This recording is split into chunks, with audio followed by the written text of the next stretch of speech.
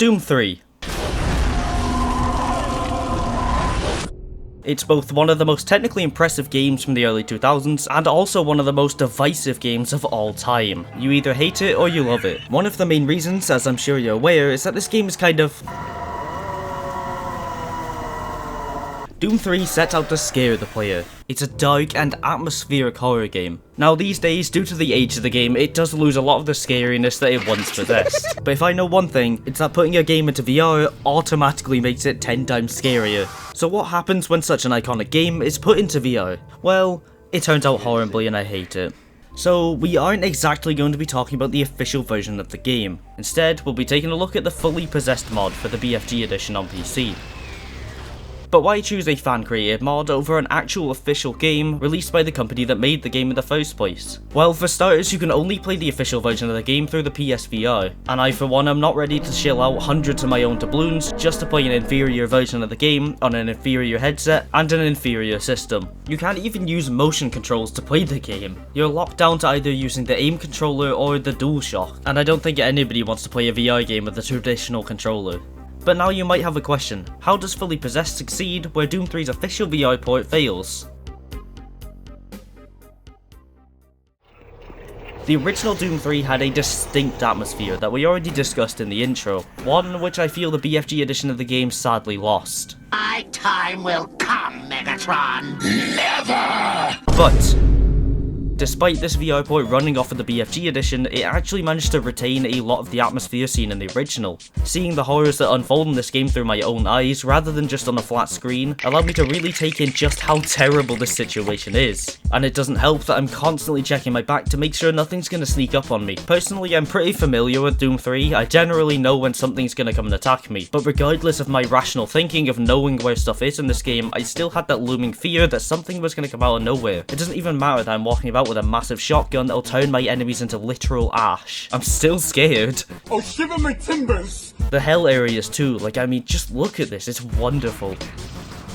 You can't really get a sense of the scale by looking at stuff on a flat screen, but when you're actually there, this is terrifying. It honestly is just jaw-dropping, and it makes me feel like I really am gonna be damned for eternity. In all honesty though, I think the mod being built off of the BFG edition kinda does hinder it in some areas, like the flashlight. It really doesn't get its chance to shine here, if you know what I'm saying. Oh, brother, this guy stinks! But okay, on a serious note, the game really does shoot itself in the foot in this area. Because of the toned down lighting, the game does really feel a lot less intense than it would if it had Doom 3's original lighting. Doom 3 came out at a time where stencil shadows were the new big thing in gaming, and every game with good graphics needed to have them. Doom 3 took full advantage of these in trying to scare the player by hiding enemies within these dark corridors that you can't really see much with. By doing this, they made the flashlight an essential part of the game. Love it or hate it, the way the flashlight works in the original game is built like that for a reason, regardless of John Carmack saying it was because of technical reasons. There is still some areas that made really good use of ambushing the player like this, but I just don't think it was used to its full potential. This is incredibly saddening when you realise that this game has one of the best versions of the flashlight out there. I've been on record with saying I really dislike the shoulder mounted flashlight. It removes a lot of the tension from the game scene when you have to quickly shamble to get your flashlight out or your gun to defend yourself. But in VR, being able to hold the weapon and the flashlight at the same time works perfectly, I think. Instead of the flashlight covering up most of your screen like it does in BFG edition, you need to be a lot more liberal with where you're pointing it because it functions like an actual flashlight. Combined with it retaining BFG edition's expiring battery, it makes it such a better version of what BFG edition tried to do. I genuinely do love the way that it's in your offhand, and I couldn't really think of a segue to talk about the controls here, so man do I hate Doom VFI's controls, and man do I love this game's controls.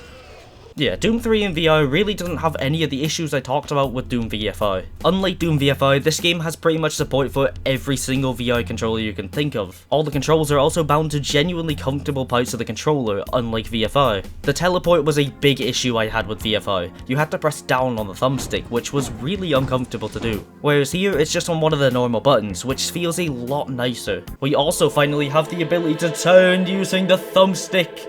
In Doom VFR, it's really awkward because you can't turn using the thumbstick, which for me at least, I don't have the largest setup, so I don't really want to be accidentally wandering about into stuff. Here, that issue is completely gone, I don't need to worry about it. Something I also like is that the game doesn't include a weapon wheel, you just have to press up or down on the thumbstick to swap your weapons. And in addition to that, if you want to holster a weapon for easier access, you can just put it on your side, which makes swapping to specific guns to deal with certain enemies a lot easier. It's not just that either, the mod takes full advantage of the game now being in VR. For instance, pretty much any of the stuff you can interact with, whether it be your PDA, computer screens, or locked cabinets, you actually have to physically interact with them now, rather than just moving a mouse around on the screen, which makes you feel a lot more like a genuine part of the world, rather than just being someone looking at this through someone else's eyes.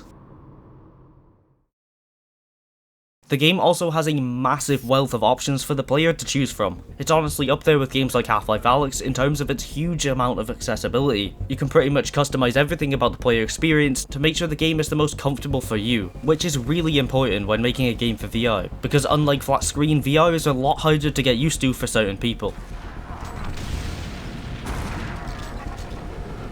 The game also lets you choose between having a floating weapon and hands, or just having a full body. I'm usually someone who enjoys having a full body a lot more than just floating hands, but here, it's the complete opposite.